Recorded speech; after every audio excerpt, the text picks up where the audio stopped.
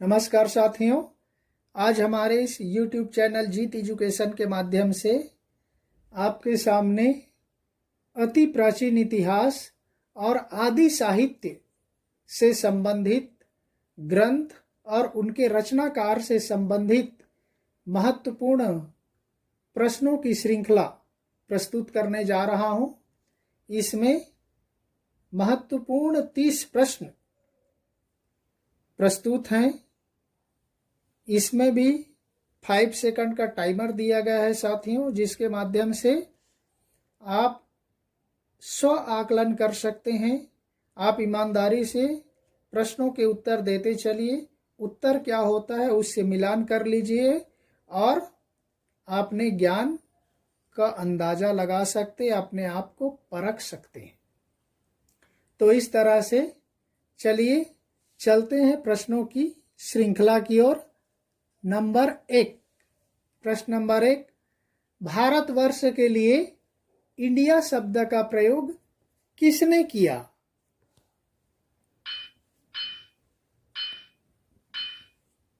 उत्तर देखिए साथियों, स नंबर, यूनानियों ने इंडिया शब्द का प्रयोग किया है।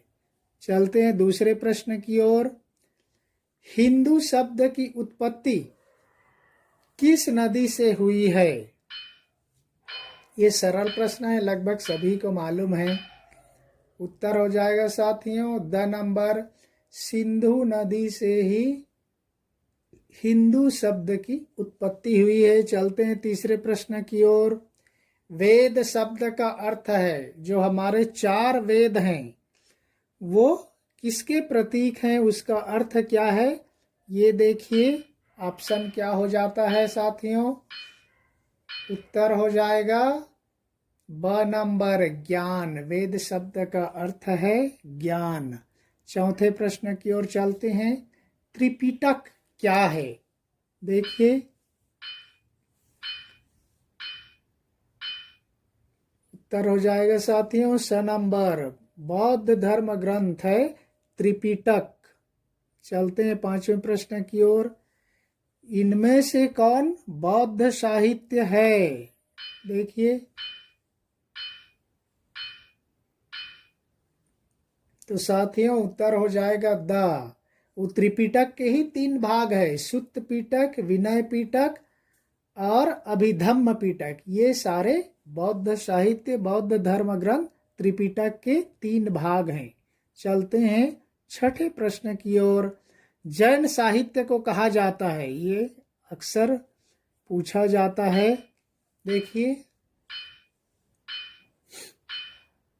उत्तर हो जाएगा साथियों अ नंबर, जैन साहित्य को कहा जाता है आगम साहित्य भी कहा जाता है।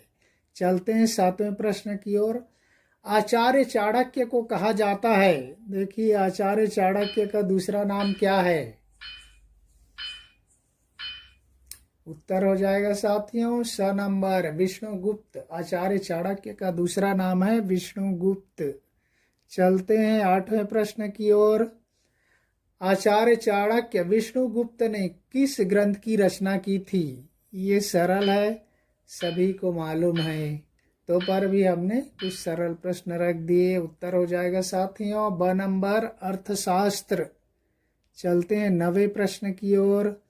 मुद्रा राक्षस किसकी रचना है? बहुत महत्वपूर्ण है, साहित्य की दृष्टि से भी, इतिहास की दृष्टि से भी।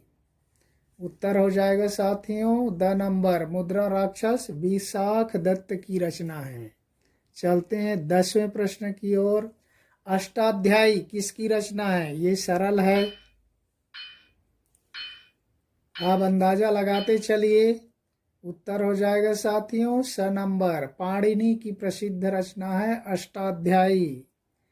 चलते हैं 11वें प्रश्न की ओर। महाभाष्य किसकी रचना है?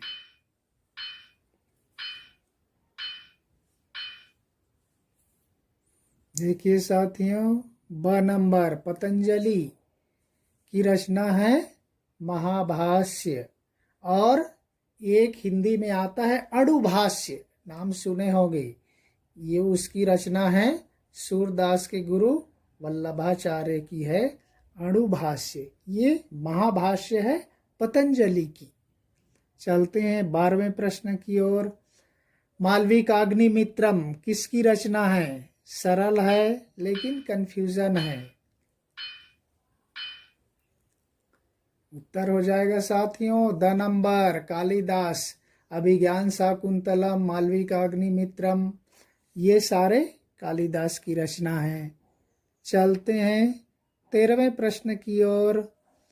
हर्षचरित किसकी रचना है? ये भी सरल है एक तरह से, साहित्य में भी इसका महत्व बहुत है। हर्षचरित बाण भट्ट की रचना है हर्षचरित। चलते हैं 14वें प्रश्न की ओर। बारहस्पत्य अर्थशास्त्र की रचना किसने की है? ये थोड़ा जटिल है, नया शब्द है, बारहस्पत्य अर्थशास्त्र। उत्तर हो जाएगा साथियों स नंबर।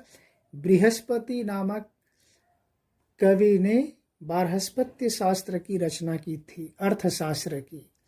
चलते हैं 15वें प्रश्न की ओर।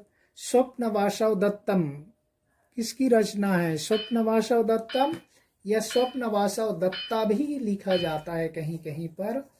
यह है साथियों भास कवि की रचना है स्वप्नवासव दत्ता। चलते हैं 16वें प्रश्न की ओर।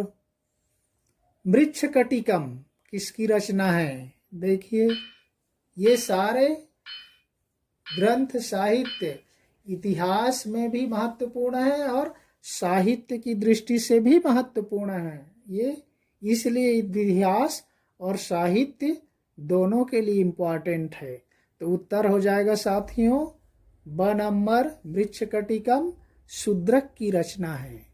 चलते हैं 17वें प्रश्न की ओर। नवशाह सांकचरित, नवशाह सांकचरित किसकी रचना है?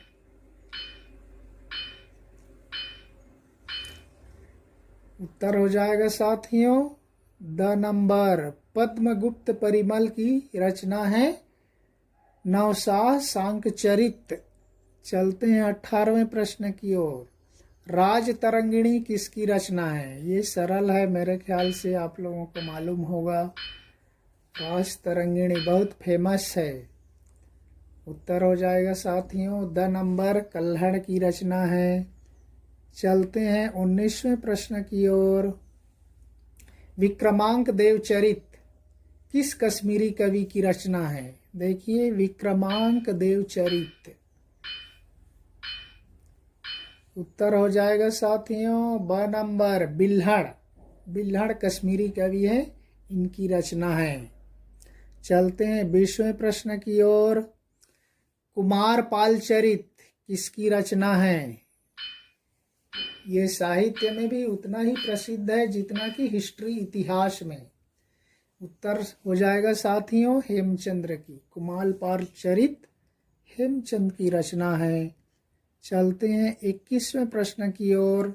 प्रबंध चिंतामणि, देखिए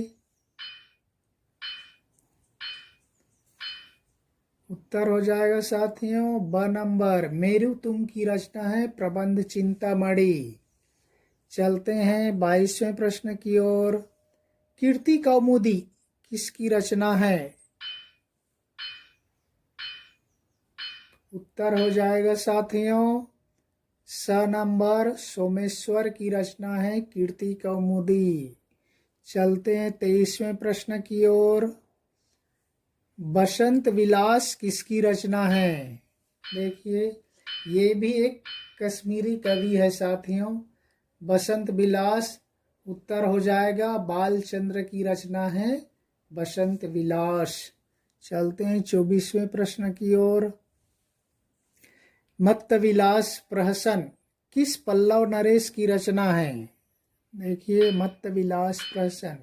पल्लव नरेश तो दक्षिण भारत का एक प्रमुख शक्तिशाली शासक था। ये हो जाएगा साथियों ब नंबर। महेंद्र विक्रम की रचना है मत्त विलास प्रहसन। चलते हैं 25वें प्रश्न की ओर। अवंती सुंदरी कथा किस महाकवि की रचना है? अवंती सुंदरी कथा। उत्तर हो जाएगा साथियों स नंबर दंडी की। दंडी आपको मालूम होगा हमारे काव्य शास्त्र के प्रमुख आचार्य हैं। दंडी, तो दंडी की रचना है अवंती सुंदरी कथा। चलते हैं 26वें प्रश्न की ओर। पृथ्वीराज विजय किस कश्मीरी पंडित ने की थी? पृथ्वीराज विजय, पृथ्वीराज विजय की रचना की थी ब नंबर जैनक ने। देखिए, पृथ्वीराज रासो की रचना किया था चंद्रवरदाई ने, लेकिन पृथ्वीराज विजय इस जैनक कश्मीरी पंडित ने रचना की थी। चलिए चलते हैं 27वें प्रश्न की ओर। गौड़ बहो कन्नौ नरेश यशोवर्मन के विषय में किसके द्वारा प्राकृत भाषा में रचना की गई? देखो, गौड़ बहो,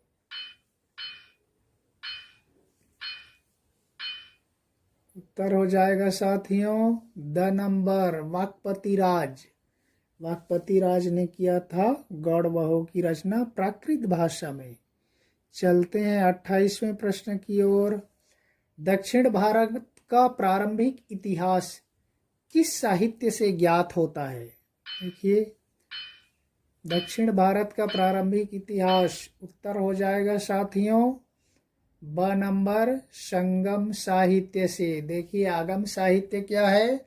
जैन साहित्य है, जबकि संगम साहित्य क्या है?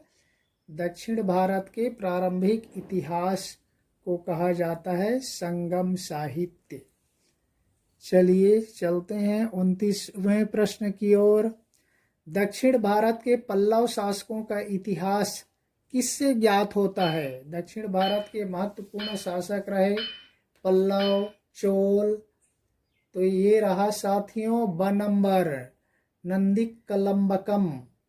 ये दक्षिण भारत के पल्लव शासकों का इतिहास इससे ज्ञात होता है, इस ग्रंथ से, इस साहित्य से, नंदी कलम्बकम से। ये तमिल भाषा से प्रभावित है साथियों। और आज का 30वां और अंतिम प्रश्न है साथियों, दक्षिण भारत के चोल शासकों का इतिहास किससे प्राप्त होता है? देखिए, आपको आसानी से पता चल जाएगा क्योंकि नीचे उसका उत्तर द है। चोल चरित से चोल शासकों के इतिहास प्राप्त होता है साथियों। तो इस तरह से ये हमारा 30 प्रश्नों की भारतीय इतिहास और साहित्य से संबंधित प्रश्नों की श्रृंखला यहीं पर समाप्त होती है।